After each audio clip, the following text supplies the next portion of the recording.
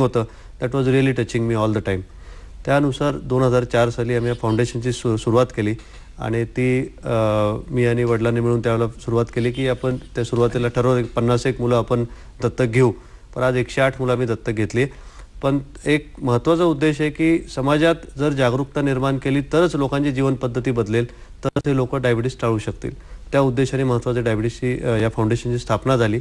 आणि त्याचा महत्त्वाचा दुसरा प्रकल्प म्हणजे जसं आपल्या सगळ्यांना आता माहिती आहे की हा जो मुलांसाठी आम्ही जो करतोय की त्याद्वारे आज जे गरीब मुलं आहेत की त्यांना पूर्णपणे दत्तक घेऊन त्यांचा इन्शुलिन, त्यांचा बाकी खर्च, त्यांचे बाकी उपचार, हॉस्पिटलमध्ये ॲडमिट झालं तर आम्ही रुबीवाला त्यांना ॲडमिट करतो आणि त्याबरोबर त्याचा शालेय खर्च किंवा बाकी खर्चासुद्धा आम्ही त्यांना पूर्णपणे मदत करतो. आणि ही मदत त्यांना वयाच्या 18 वर्षापर्यंत किंवा तो पूर्ण डिपेंडंट होऊपर्यंत आम्ही करतो. And I think we are very happy about this entire project. मला वाटतं हे खरोखर एक महत्त्वाची गोष्ट आहे की ह्या माध्यमातून ह्या सर्व गरीब मधुमेही रुग्णांना ही मदत पुरवली जाते आणि केवळ औषधोपचारच नव्हे तर त्यांच्या शालेय शिक्षणाचा खर्च सुद्धा ह्याच्या मार्फत केला जातो या फाउंडेशनच्या मार्फत. मला वाटतं हे खरोखर एक कौतुकास्पद गोष्ट आहे. त्याबद्दल निश्चितच अभिनंदन डॉक्टर. आपल्या या ठिकाणी आपल्याला एक फोन येतोय. अनिल औरंगाबादवरून आपल्याला काही प्रश्न विचारतात. अनिल बोला आपण. हॅलो, मी अनिल सुरेश बोलतोय औरंगाबादवर ना. हा बोला. माझं 98 ला किडनी ट्रान्सप्लांट झालंय. बरं. हा, त्याच्यानंतर 3 महिन्यानंतर ते स्टेरॉइड वगैरे जे काही म्हणून सप्रेसिव्ह गोळ्या आहेत हो, त्या गोळ्यामुळे 3 महिन्यानंतर मला डायबिटीस झाला आणि 1999 पासून मी ह्युमन मिक्स्टार्ट घेतोय. बरं. 2 वेळेस. तर हा पंप मी युटिलाइज करू शकतो का? येस, जरूर करू शकता आपण. कसं ते आपल्याला डॉक्टरांना विचारूया. काय सांगता येईल सर त्यांना? बेसिकली यांना जो डायबिटीस झाला तो किडनी ट्रान्सप्लांट नंतर झाला. किडनी ट्रान्सप्लांट नंतर ही जी आपण जी किडनी बसवतो ती शरीरात टिकण्यासाठी आपल्याला काही औषधं घ्यायला लागतात. ती म्हणजे स्टिरॉइड्स आणि इम्युनोसप्रेसंट. आणि ह्या सगळ्यांमुळे ती शुगर वाढते. आणि ह्या लोकांना लागणारा जो इन्शुलिनचा डोस आहे तो फार जास्त नसतो आणि तो प्रत्येक पेशंटनुसार वेगळा असतो. पण माझ्या एकंदर अनुभवानुसार तो 40-50 युनिटपेक्षा जास्त नसतो. आणि अशा लोकांसाठी insulin pump is not the indication का त्यांना unnecessary it's a big expenditure for him. तुम्ही नॉर्मल सिरीजनी किंवा पेननी जर दिवसातून 30-40 युनिट असेल तर 2दा विभागून तो इन्शुलिन ते घेऊ शकता. त्यासाठी इन्शुलिन पंपची डायरेक्ट त्यांना आवश्यकता मला भासत नाही. मला वाटतं जरूर त्यांना इन्सुलिन जास्त लागणार आहे, प्रमाणाहून अधिक लागणार आहे अशा रुग्णांसाठी प्रामुख्याने इन्सुलिन पंप हे आहेत. हे जरूर आपण नमूद करा. त्यामुळे इन्सुलिन पंप वापरण्याच्या आधी अर्थातच आपल्याला तज्ञ डॉक्टरांच्या सल्ल्याने हे जाणून घेणं आवश्यक आहे की हे इन्सुलिन पंप खरोखर त्या पेशंटला उपयुक्त ठरणार आहेत किंवा नाही.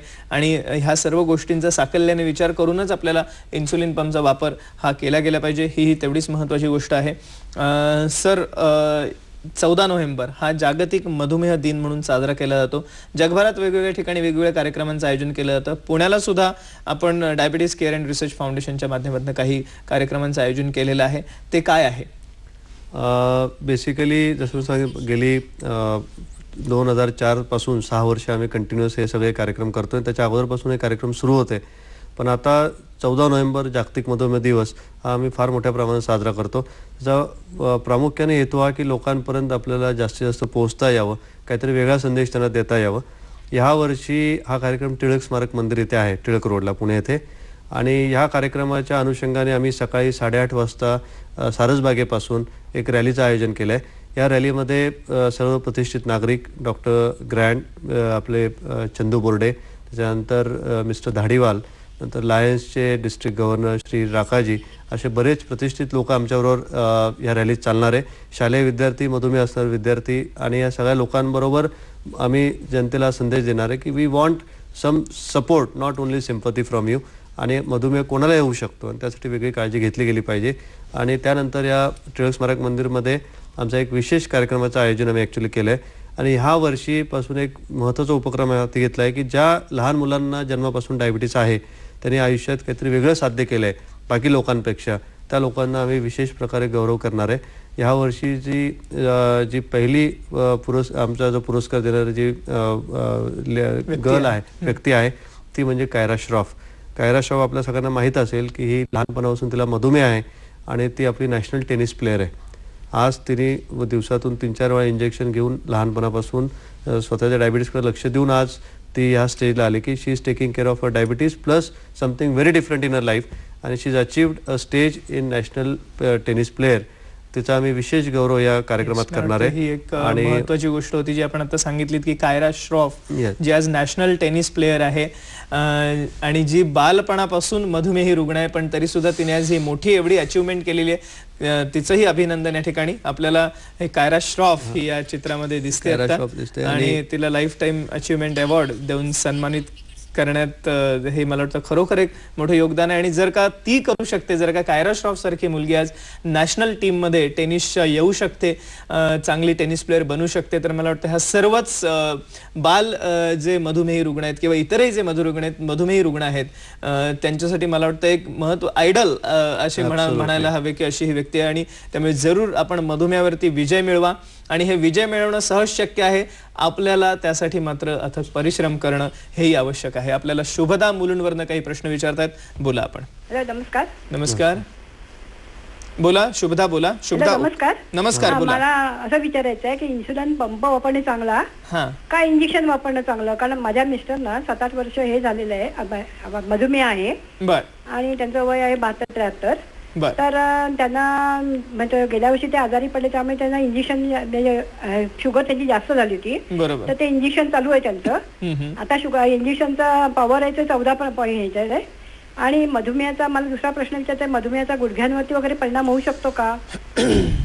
येस शुभदाताई, चांगला प्रश्न आहे आपला. सर काय सांगता येईल? ऍक्च्युली आपण जेव्हा किडनी ट्रान्सप्लांट बद्दल ज्या प्रश्नाचं उत्तर देत होतो, आम्ही सांगितलं की ज्या रुग्णांचं इन्शुलिनची रिक्वायरमेंट फार जास्त आहे त्यांना प्रामुख्याने मी इन्शुलिन पंप ॲडवाईस करेल.